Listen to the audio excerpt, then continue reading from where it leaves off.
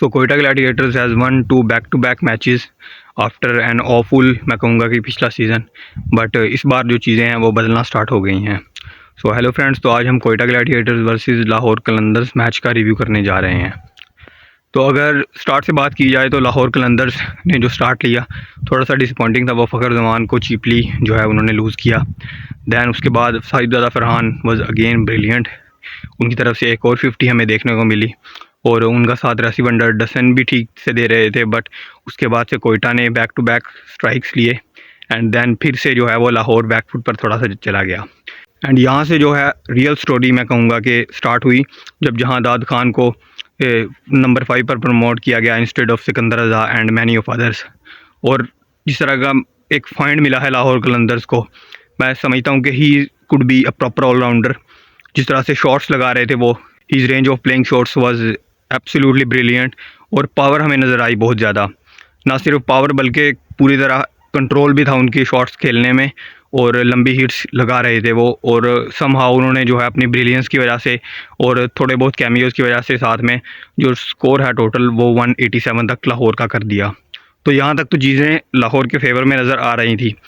But we had seen in match 1 when Lahore had scored 194, but that was not enough against Islamabad United. And आप कह सकते हो कि Quetta Gladiators के खिलाफ थोड़ा सा शायद रिलैक्स होती लाहौर कलंदर्स, क्योंकि इतनी शायद उनके पास बैटिंग लाइनअप नहीं थी जितने कि इस्लामाबाद यूनाइटेड के पास रहती है। बट कोयटा ग्लैडिएटर्स को जो एक फाइंड मिले हैं Saud Shakeel as an opener and then Khawaja Nafay at 3, they have been really steal finds I would say. क्योंकि सऊद शकील का तो केस बिल्कुल डिफरेंट रहा है।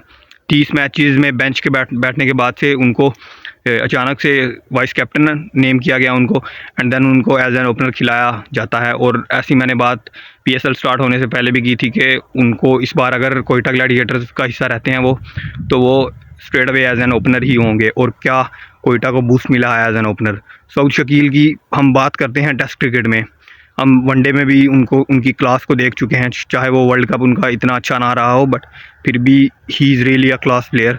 और उनके पास बहुत ज़्यादा टेक्निक है शॉट्स खेलने की। इवन ये मैटर नहीं करता कि कौन सा फॉर्मेट वो खेल रहे हैं, और उन्होंने एग्जैक्टली इसी चीज़ को दिखाया भी। जेसन रॉय पावर से अपनी खेलते हैं, T20 स्पेशलिस्ट हैं वो, और PSL में वो बहुत देर से परफॉर्म करते आ रहे हैं फॉर कोयटा ग्लैडिएटर्स। उन्होंने भी अच्छा स्टार्ट दिया। सऊद शकील और जो जेसन रॉय हैं वो फाउंडेशन दे चुके थे, और जब तक वो क्रीज पर थे तो ऐसा लग रहा था कि वन साइडेड मैच है बिल्कुल और आराम से जीत जाएगा कोयटा ग्लैडिएटर्स।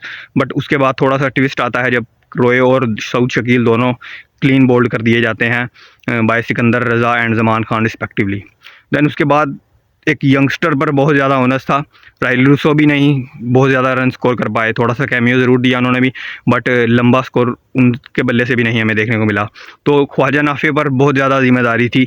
सरफराज भी उनके साथ आउट हो गए, बट उन्होंने जिस तरह टिल दी एंड बैटिंग की, और उनकी बैटिंग में एक चीज़ थी जो वो ये थी कि टेक्निकली तो हम जानते हैं उनको फ्रॉम डोमेस्टिक क्रिकेट, बट हमने his range of playing shots जो देखी कल, अगर फ़र्क नहीं पड़ रहा था उनको कि शाहीन अफरीदी हैं सामने या फिर हारिस रऊफ़ हैं, वो पूरी तरह से अपनी जो स्ट्रेंथ थी उनकी, अगर वो मिड विकेट पर मार सकते हैं शॉट तो उस चीज़ को बैक कर रहे थे। और जिस तरह से अपर कट मारा उन्होंने हारिस रऊफ़ को, उनकी रेंज को दिखा रहा था कि वो एक क्लास प्लेयर हैं।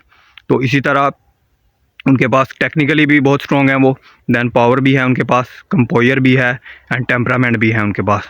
तो he is going to be the player to watch out in this PSL season.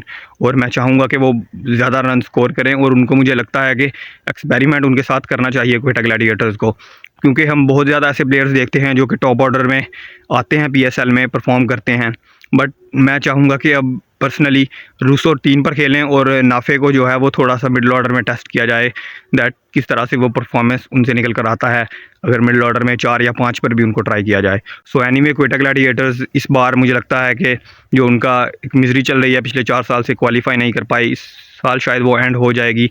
And I am really confident, क्योंकि उनके पास bowling one of the best bowling lineup है, और बैटिंग लाइनअप शायद इतना नहीं है, बट फिर भी जो क्वालिटी हमें नज़र आ रही है और प्लेयर्स की फॉर्म देख रहे हैं अभी तक हम, उससे हम उनकी बेहतरी की उम्मीद कर सकते हैं। दैन अगर लाहौर कलंदर्स की बात की जाए तो उनकी सबसे बड़ी कमज़ोरी रहने वाली है वो है स्पिन बॉलर का ना होना, एक प्रॉपर स्पिनर का ना होना।